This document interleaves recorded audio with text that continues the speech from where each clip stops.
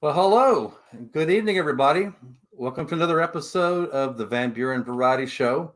I'm Bob Van Buren, your host. Glad you could be here this evening. For those of you that are watching live or those of you that watch this later, regardless of when you watch this, we're glad you're here. Got a very special show for you tonight, as always. So how's everybody been doing so far? I've had a pretty interesting week, but something happened today that I wanted to share with you. As you've probably seen in my earlier videos, I'm a really big fan of older movies. I really like the older films. I like the newer stuff too, don't get me wrong, but some of the older films I'm really checking out that I haven't seen before. I saw one today that I want to share with you. It is a movie called Network. It was made in 1976. But I have to tell you folks, this movie, in my opinion, was ahead of its time. It is about the television industry and how terrible it can be as far as getting ratings, what people will do to get the ratings, exploiting people just to get ratings. And this is long before reality television.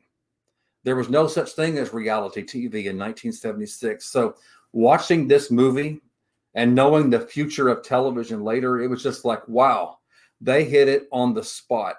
As far as money grubbing, competition with other networks, it is a comedy. It is comedy drama, so it does make some real good comedic points. But then it gets really down to the dramas. So really check out the Network movie. It's called Network, 1976. It has Faye Dunaway in it, Robert Duvall in it, and again, it was leagues ahead. To me, it's not really outdated because it describes the television industry to the letter. So 4 stars for me. So Network 1976. So if you haven't seen it, check it out for sure. Tonight, though, we're going to be talking about a very serious topic, something that we've heard always. But tonight we're going to kind of clear up some of the confusion. We're going to get rid of some of the Hollywood version of what we've heard. We're talking about the paranormal tonight, ladies and gentlemen. And we've always heard different stories, different even personal stories of paranormal activity and things that's happened. I personally have my own story.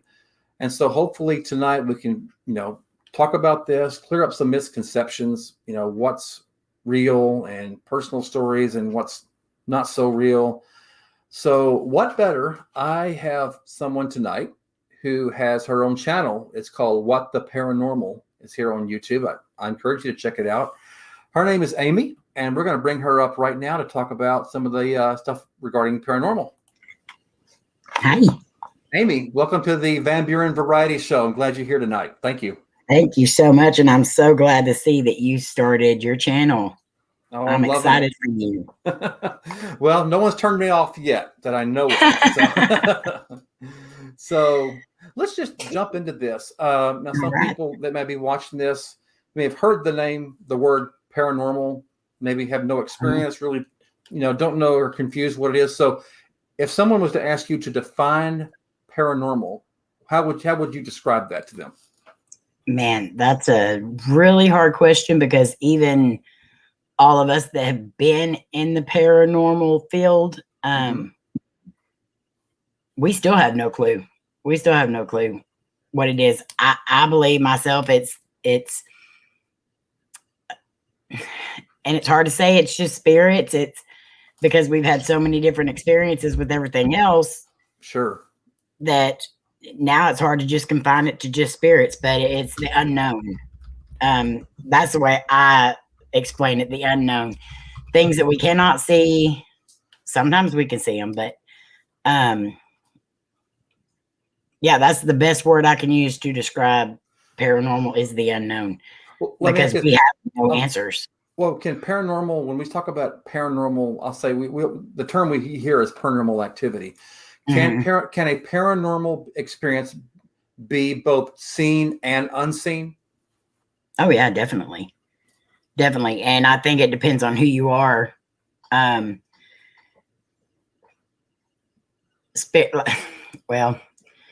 Sensitive wise, like there's a lot of things that my daughter Lainey can see and experience that I I may later on see it in video or pictures or hear it in an EVP, but she can get it firsthand, to where I can't. So yes, I believe there's a lot that you can see, and then there's a lot that we have no clue Right.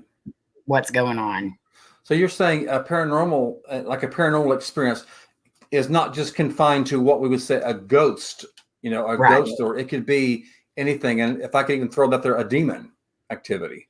Yes. And you mentioned something just now. I kind of know what it is, but for our audience, you mentioned EVP. Can you describe that for our audience, what that is? Yeah. So an EVP is just an electronic voice phenomenon. And so basically what that is you're using a recorder, your camera, whatever picks up audio.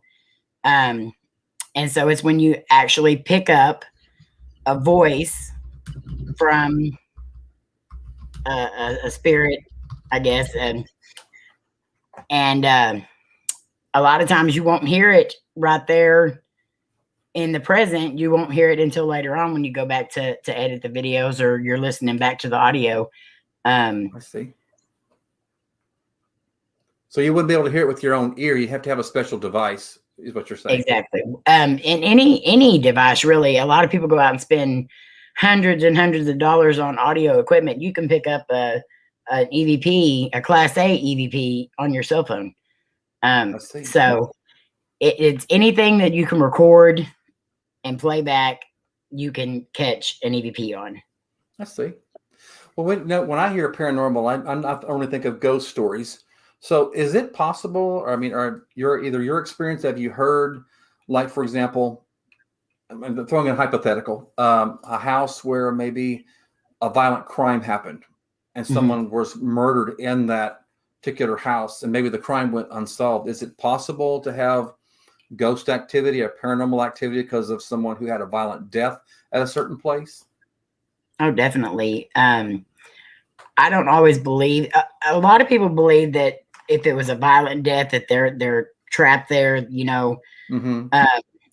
I believe that a spirit is here because they have unfinished business or because they just don't want to cross over at that time. Okay. But I'm also one to believe that once they do cross over, they can still communicate with us. I know a lot of paranormal investigators do not believe that. I, however, want to believe that because I have family members that communicate with me.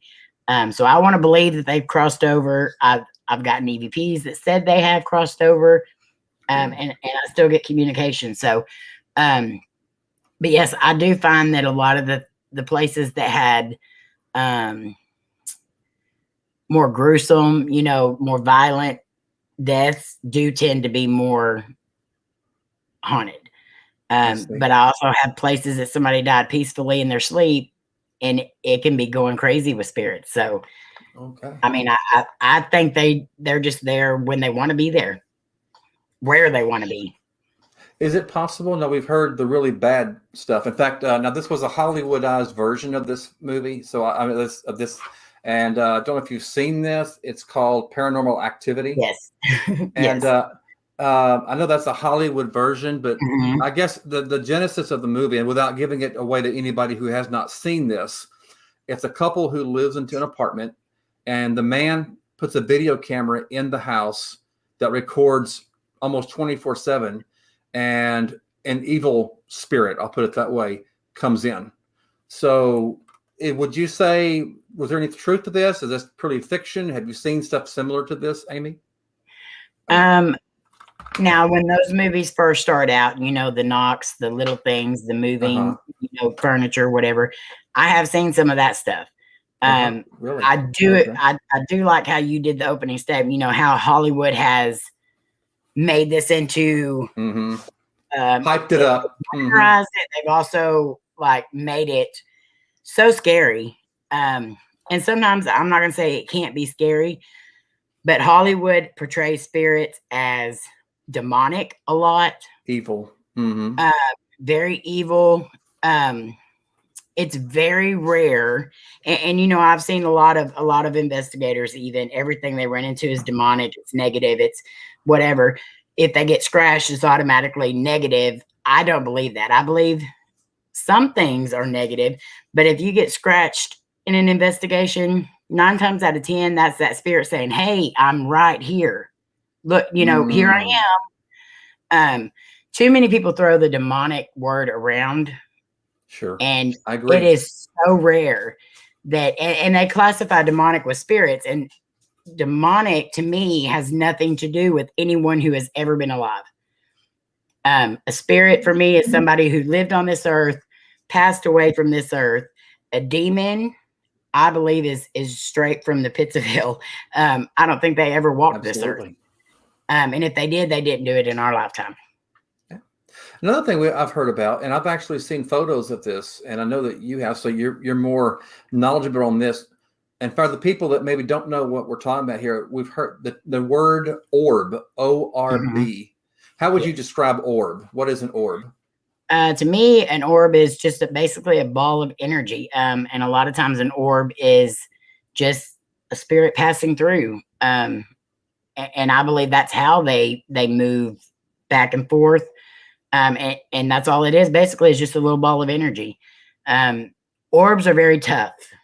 Orbs are very tough to get anyone to believe in. And I see a lot of orbs that people are like, "Oh, that's the best orb I've ever caught." And I'm like, "Yeah, you just slung that fan around and, all that dust coming." And, so orbs are very hard to classify as an orb. But then there's certain ones that you see that have that energy. They have that glow around them, and I believe in orbs. I know some people don't. I was going to ask you on orb. You call it a ball of energy. Is it a ball of energy? Can it also be a spirit? What we would call? Yes. Can a spirit be an orb? Yes, I believe that's how they either travel back and forth or how they're trying to form. If they are going to be seen, and a lot of times you won't even see the orbs with your own eyes. It's very rare to see it with your own eyes. You have to have, your camera. That's where a lot of times you get the orbs. But they're so hard to classify because you have so much that looks like an orb. Dust particles, stuff like that easily looks like an orb.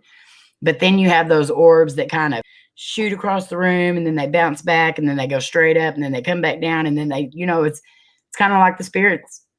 Hey, I'm right here. Now I'm over here, and to me, dust particles just usually travel one direction. So like it's wherever the wind's blowing or wherever that, like if you shook out a rug and you started taking pictures, wherever that was going to, they're going to travel in that one direction. They're not going to bounce all over the room or come straight across the room and stop right in front of your camera and then take off. So there are certain ways to make sure it's an orb, but I do get a lot of orbs that I even question in some of our videos. I see.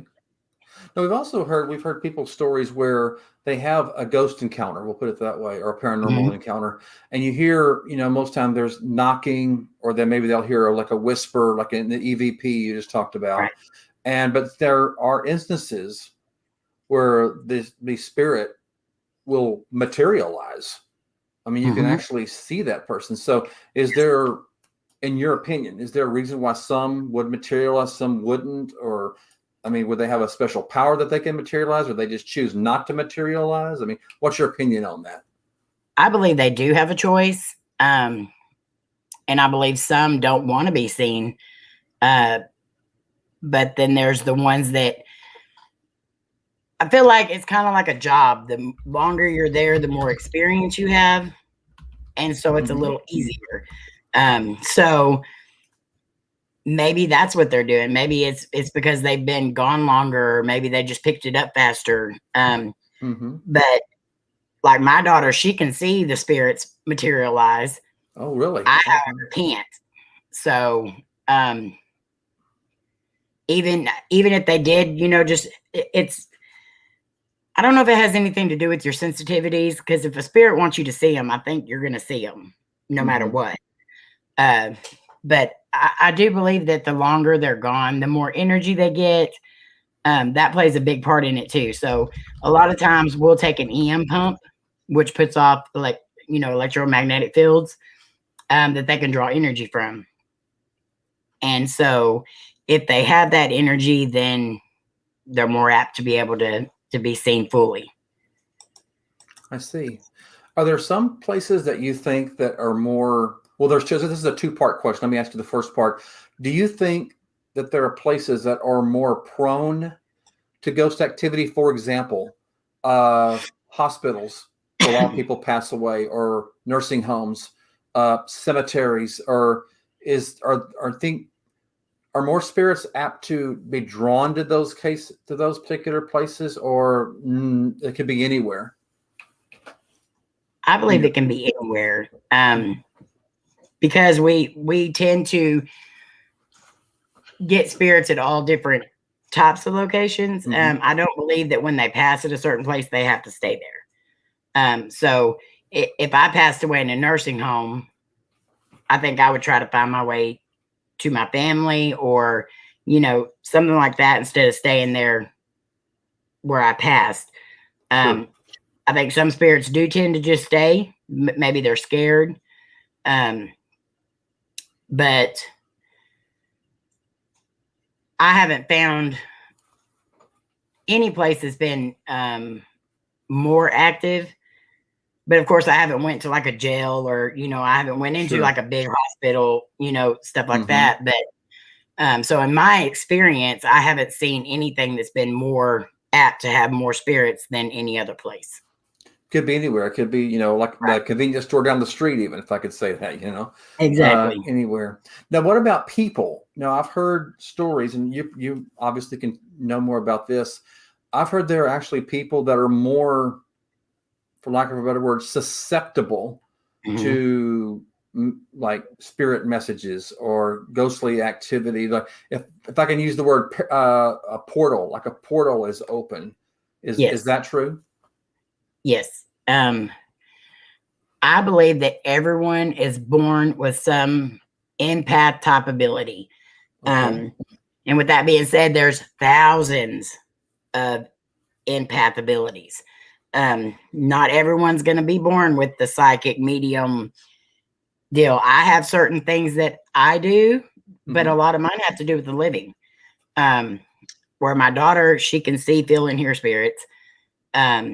She does. We're all dreamers in my family. We all do different things, though. One dreams of future, one dreams of past, one dreams of current. So I believe that everyone has some sort of gift. It's just whether or not they decide to open it. Because everyone has that deja vu feeling. Everyone has that. If you walk into a room and the whole room's angry, you're going to start getting agitated. You're going to start picking up on their energy. And that's an empath ability. But yes, there are some people that are like a beacon. I call Lainey and KJ, all them, I call them beacons. They're lighthouses. And I believe that their lighthouse is constantly, that light's constantly going around saying, "Hey, spirits, I'm here. I can see you." I've heard that. They draw in those spirits. So yes, I definitely believe that. Is that also something that can be learned? And what I mean by that is, you've heard people that maybe really get into the psychic part. They become psychics. Is that something that they have to be, well, say, born with, or have a natural ability, or can they not really study, but like get into the psychic part of this and become like a porthole, or part of that energy? Yes, you can. I actually have a friend that I just mentioned, KJ. She's going to be on Texas show next week. She is a psychic medium, and she is always, telling us, if you want to learn, there's certain steps you have to take. You have to learn how to be able to open your mind up completely, how to meditate, stuff like that. So yes, I believe you can pick up that stuff, but I also believe that you're not going to go anywhere near what someone that's born with it and what they can do. I don't think you're going to get anywhere near that. I think you're going to be able to pick up some of the steps and some of the things that they can pick up on. But I think there's going to be like a stopping point. Mm-hmm. to what you can learn. Here's something that I kind of have a personal experience with. Now, I don't know if it was absolutely a coincidence, but in your opinion, say that you have a dead relative or a relative that dies, maybe in the middle of the night. Maybe you're not even around that person. You're not aware that that person has passed away. Is it possible? Well, I'll tell you, ask you the question. I'll tell you my story. Is it possible for that relative to somehow tell you goodbye? And here's why I asked that. 3 years ago, I had a cousin that passed away. He was exactly my age, and we knew he was very bad off. He was in the hospital, but I was asleep that night, and about 2:30 in the morning, I woke up out of a sleep. I mean, I was sound asleep, but I didn't have to go to the bathroom. I wasn't thirsty. And I remember and I was groggy though. I looked at the clock. It was like 2:39 a.m. in the morning. And just for an instant, I thought, why did I wake up? I mean, there was no reason. There's nothing. There's no noise. I'm not sleepy. I mean, I'm not thirsty. I don't have to go to the bathroom. So I went right back to sleep. The next morning, as I'm going to work, I had a relative call me that my cousin had passed away in the early hours. Yeah. And I've always wondered, I mean, we were kind of close at one time. I've often wondered if could that be him, or if that was a coincidence? So I'll go back to my question. Amy, is it possible for a relative or a close friend tell you goodbye before they pass, or when they've passed, should I say? Yes, I believe so. I've had several of my friends and stuff come and tell me their stories. I had one who was staying in a motel, and well, it was the two sisters, the brother, and they all three had the same dream that their dad knocked on their motel room door and came in and was talking to them, sitting on the end of the bed, telling them that everything was going to be okay.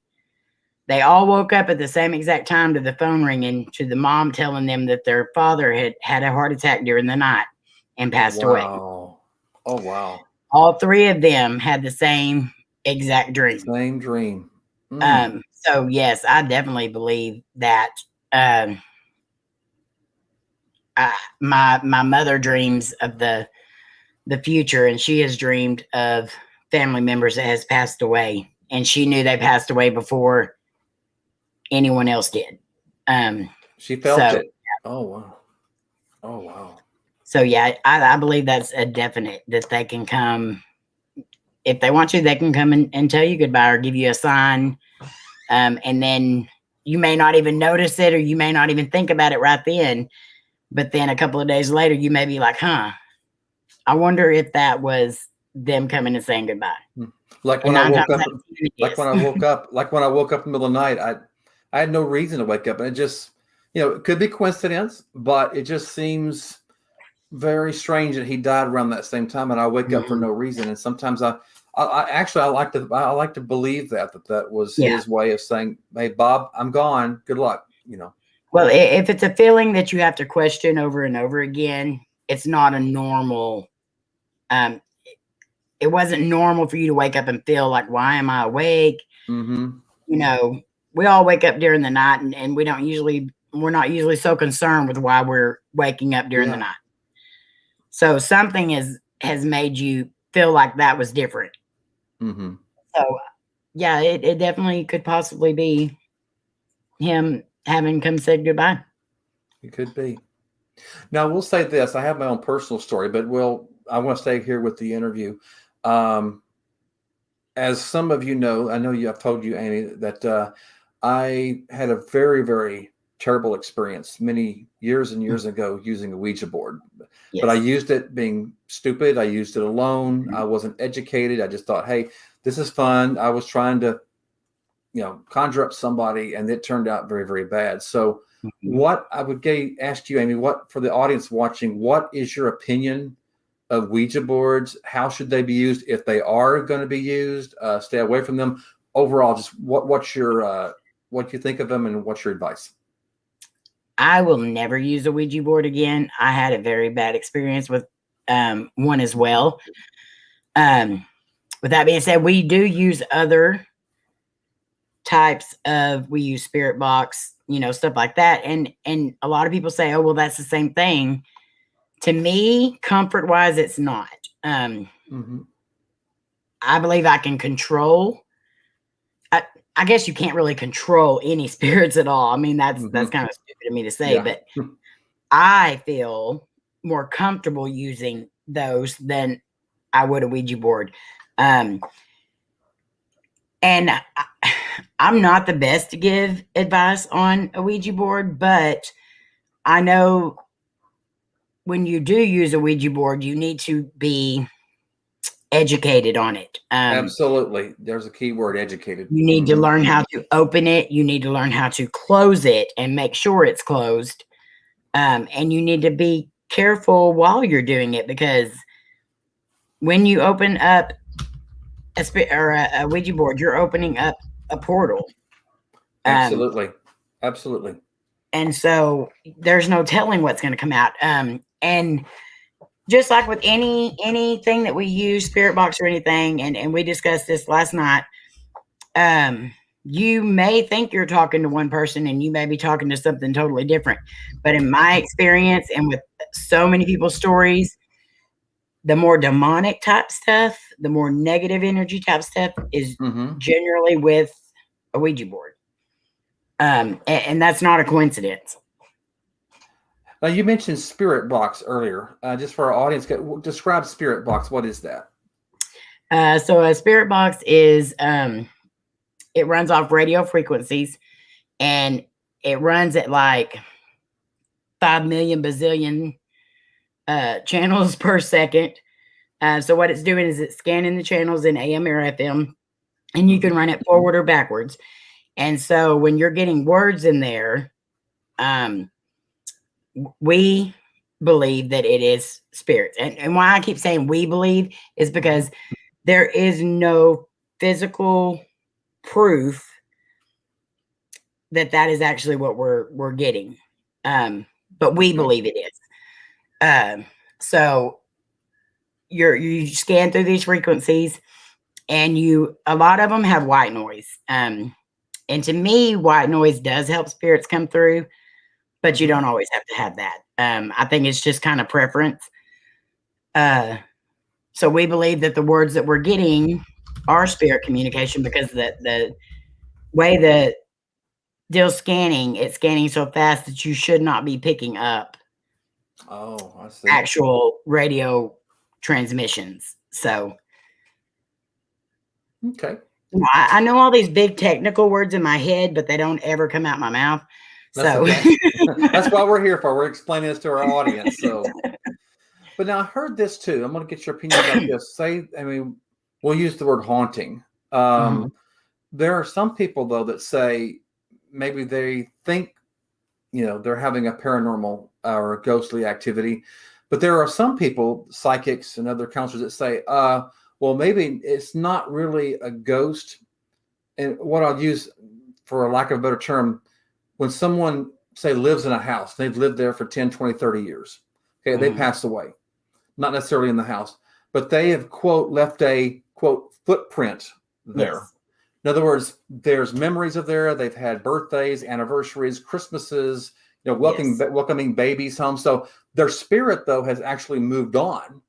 But it's like throwing a pebble in a lake, and there's these ripples that come out. Yes. So is there a such thing as having, and there might be a word for it, having, place memories, I guess you could say? Yes. And I just totally lost where I was going with this. I had a good answer for you. So we believe that some spirits do leave the footprints and stuff like that, and you do feel their energy in the house. And then we also have some spirits that relive day to day just like normal. They don't even know they're gone. And a lot of times they're reliving that last day that they were alive over and over and over and over again. You have all these places and these houses where they say, at 3 o'clock every morning, we hear boots stomping across the floor. Well, at 3 o'clock in the morning, that person might have been getting up and going to work. That's true. You know, and so they could be reliving that moment over and over and over and over again. I see. And so, yes, I do believe that some spirits can leave that footprint there, and that is what you're feeling. There may not even be a spirit at all in the house, but that energy is still there. And now that you say that, Amy, I'm reminded of a story my mother has told. When she moved into another house, the house had prior belonged to a great uncle and great aunt of ours. Mm-hmm. And but they had passed, and he had more recently passed when my family bought this house. My grandparents' mom and me, when I was just a child. Now, I did not hear this, but she could tell it better than I can. But she said that she would wake up at 3 or 4 o'clock, or 4 or 5 o'clock in the morning. All the lights would be out, and she could hear noises in the kitchen. But she described the noises. It sounded like somebody was in there, like you would hear someone making breakfast or making supper, pots and pans, silverware going around, maybe a bowl mixing, cabinets opening and closing. It just sounded like somebody was in there. Yeah. But the thing is, though, the lights were out. There's no light anywhere in that kitchen. She told her mom, which is my grandmother, about it. And she goes, well, maybe it belonged to great aunt, whoever lived there, Right. And she says, but the lights are out. I said, well, maybe the ghosts don't need. So what my mom did one day, she practiced reaching around the kitchen door where the light switch was. And so she was going to whenever she heard it again, was going to flip that light on real quick and look over there. So, and it scared her out of her mind, obviously. This went on for days, maybe a week. And one night she woke up early in the morning, 4 or 5 o'clock in the morning. She could hear someone there, just like they're cooking breakfast or washing dishes or just making a lot of noise in the kitchen, silverware. So she said she was scared to do it, but she reached out over the doorway and almost had her head there. She flipped the light switch on. She looked over there. Nothing. Nothing was out of place. There was nothing, remotely. Guess what? She never heard it again. She must have either scared off whatever it was. Right. And I've often wondered, was it great aunt so-and-so that was still maybe cooking breakfast or that early in the morning for the family? We don't know, but that was really unnerving. Yeah. And I believe that residual hauntings are more prominent, especially in places of where it's like family land. Yeah. Houses that have been passed down through the family. Now, residual hauntings they're not just with family, homesteads and stuff like that, but I think they're more prominent there. Because you have those ones, especially if they lived on that land their whole lives. Why would they want to leave? Yeah. And some residual hauntings they just relive their normal lives like every other day. And it could have she could have scared them off, but she also could have got her by flipping on the light, and facing her fear and stuff. That could have helped her relax about it, to where it didn't bother her anymore. I'm trying to say this in a different way, and it's not coming out right. I'm looking for other opinions. Yeah, that was her story. But... And I can't figure out how to say this right. So it could have still been continuing to happen. She just may not have been aware of it anymore. Didn't bother her because anymore. She had faced her fear, and Or it could have been great aunt, whoever that just thought that she still has to get up at that time and make breakfast. So usually happen only 4 or 5 o'clock in the morning. So so that could be a residual. It could have been the spirit, but it also could have been residual as well. Yes. Okay. Another thing people have asked about is when you use a spirit box, can only earthly spirits go through there, or is it possible that I could say non-earthly spirits can come through as well? If you know what I mean. That's a good question, and we have had some stuff come through the spirit boxes that did not sound like it came from Earth. I mean, it did not sound like an actual spirit. It didn't sound, to me, it sounded like E.T. Phone Home type stuff, you know. Really? And so we've caught some pretty creepy things on there. And, you know, again, you got to think of like transmissions that are around you and what's going on around you. If you're like near state, it's, I look for all that stuff. Anything that could possibly mess with the signal or anything like that. But we definitely have come across some things that did not sound normal. Could be or as demons. normal as it should, you know. Could be I do demons. believe that well, I do believe that we have demons come through as well. We have my sister April, she does the spirit box. That's her main focus is with dealing with the spirit box. And we have one spirit that comes through, and I can't say that he's a spirit because he is so annoying. He whistles and he hums and it's not it. You think it's a song and you think you've heard this song before, but you can't ever put your finger on it. None of us have ever been able to. And it sounds like something from way back, but every time that comes through the spirit box, everybody, including people watching, get really bad headaches.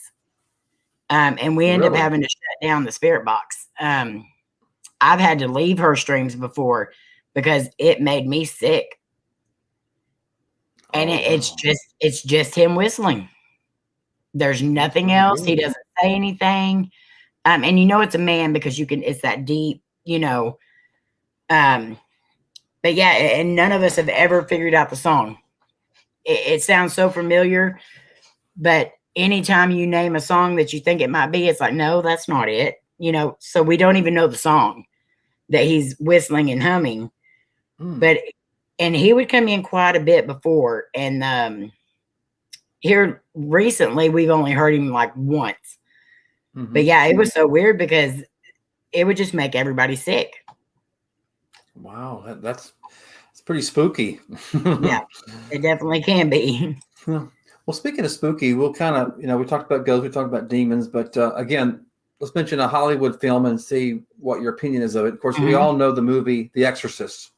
Yes. And I don't want to limit it. I don't mean just demonic possession, but is it possible just a ghost, who was once an earthly spirit, can come into somebody and not necessarily take over, but become in that person? Do you believe that, or what's your opinion about that?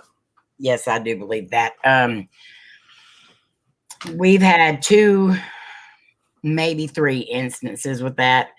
And one was really bad. We had something follow us home. And it wasn't just a follow us home type. It completely took over our personalities. It took over our emotions. It took over everything. And me and Lainey both, if y'all have ever watched us, me and Lainey are very close. We laugh. And I never could get onto Lainey because she would give me this look and I'd just start laughing. So even as a kid, I couldn't hardly get onto her because she would make me laugh. And she still does that to this day. But we were at each other's throats so bad, I would be calling my husband saying, if you don't do something with her, blah, blah, and she was on the other line with him. If you don't do something with mom, you know. And then we finally had some people saying, hey, what's going on with you and Lainey? You know, y'all never been like that. So we did a session one night and had, you know, our psychic friends come in, our other paranormal investigator friends come in, and we figured out that it was a cowboy from the Hill House that had followed us home.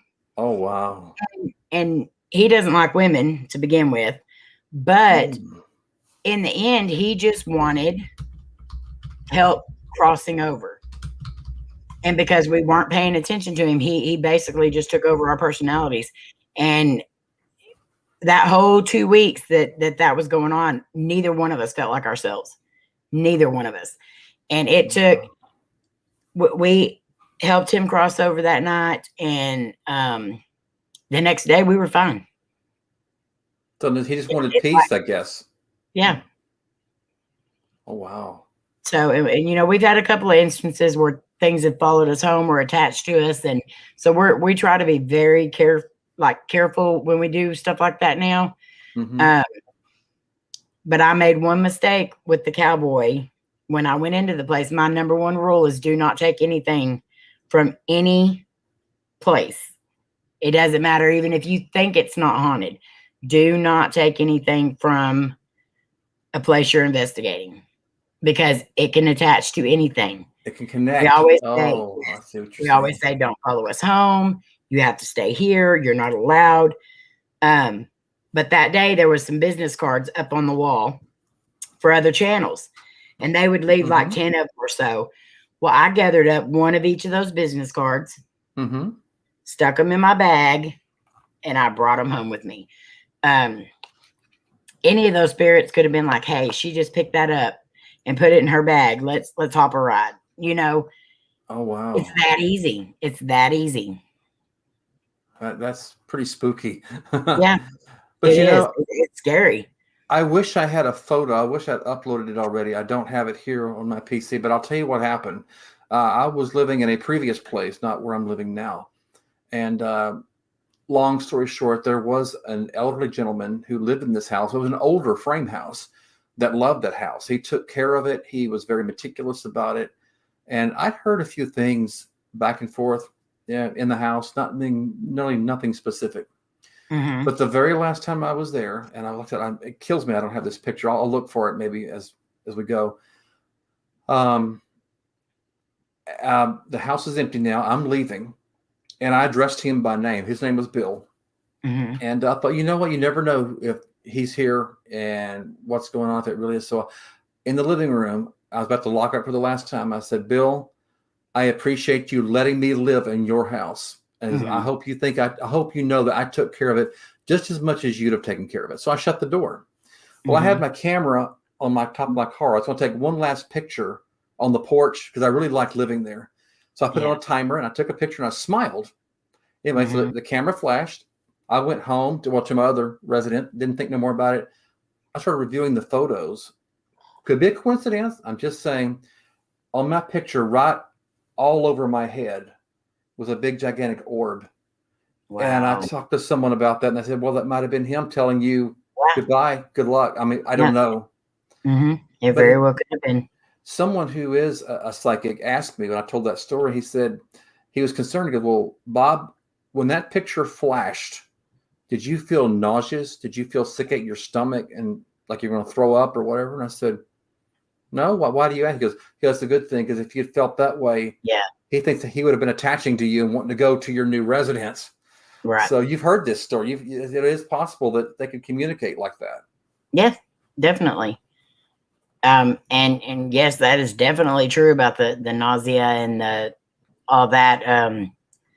I had that happen. And again, the Hill House is such a bad place for me to go to because it always seems to mess with me there.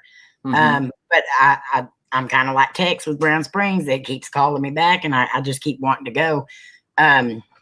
But yeah, the last time we went there, the very last room we did, I won't even post that video. I was being a complete and total wench to everyone there. I was not, it did not sound like me. There's one part where my voice, I sounded like a demon. I couldn't even make out what I said. And I started coughing real bad. I could not quit coughing. And then I was like, I'm leaving. You know, I'm just done. We're not doing no more here. We're just going home. And I had paid for the whole night.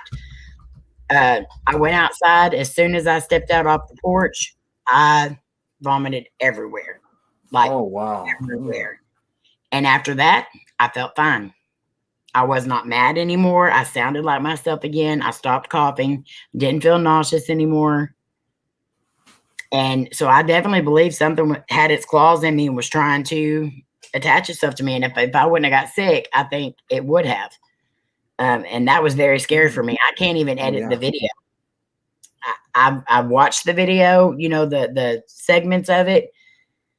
I can't even get myself to edit it and put it up. I was so embarrassed Mm-hmm. And I don't remember any of that stuff.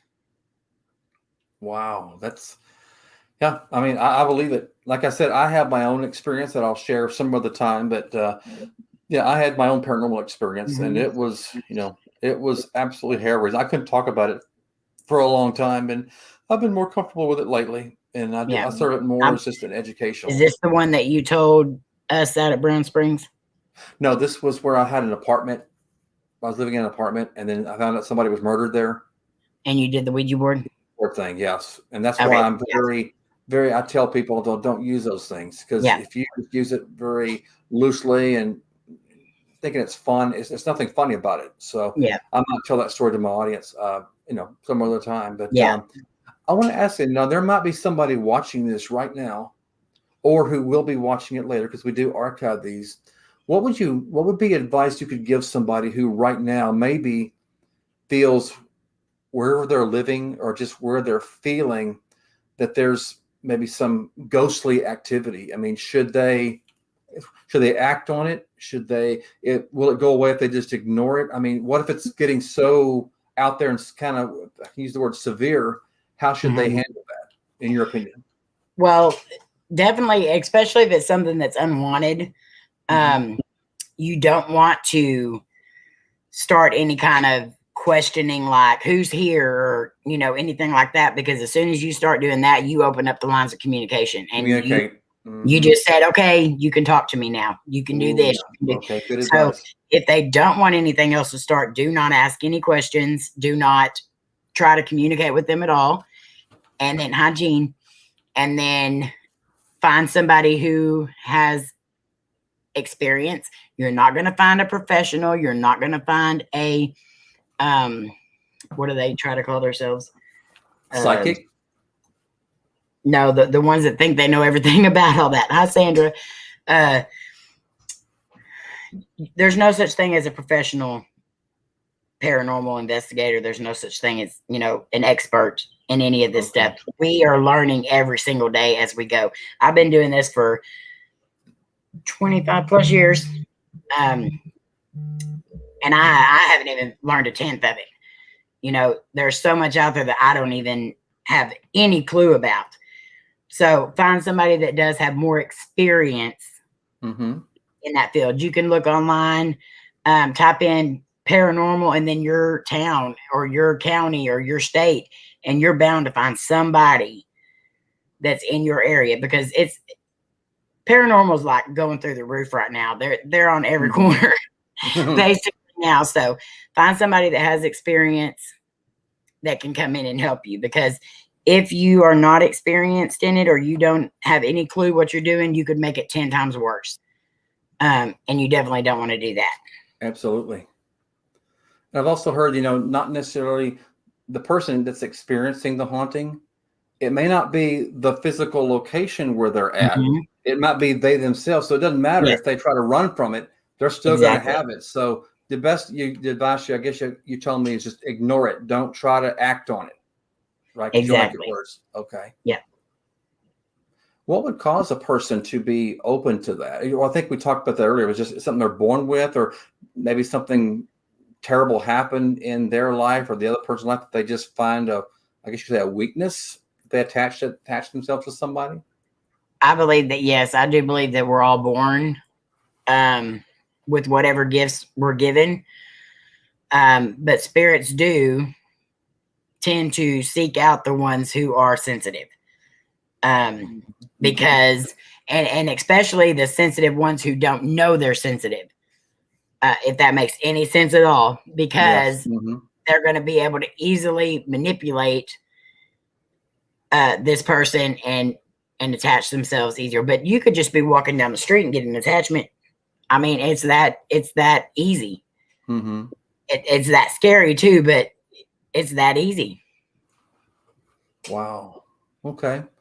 So, I mean, would you say the majority of the ghosts, or I don't say use the word majority, but are a lot of the ghosts are ones that don't want to cross over for any reason, or are they here when they die? Are they here until such day, like the judgment day, or how would you describe their presence? That's that's a really good question. And it's one that I don't think any of us are even ever going to be able to answer until we're gone ourselves. And then I'll try to slip that into an EVP somewhere for y'all. But I don't think any of us have the answer to that. I want to believe that you do cross over.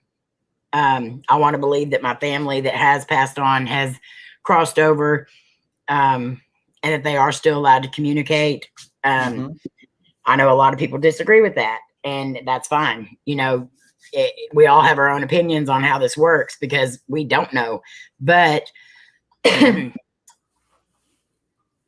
do believe some people just don't want to. They're not ready. They have unfinished business here. They feel like they need to watch over somebody. So no, I believe that you can cross over, but I do believe that everyone has a choice. I see. Like for what, like you said, unfinished business. Yes. You know, especially if it was like a violent crime. So, right. Yeah, just kind of wanting to clear up all that.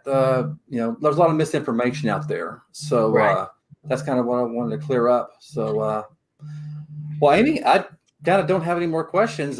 It's been a very, very entertaining time. So, I appreciate your time. Anything else you wanted to add? I don't think so, but we're all always around. So if anybody does ever have any questions or anything, if I can't help you, I probably know somebody that can. Okay. So if you have any questions about paranormal or anything like that, find somebody and ask them.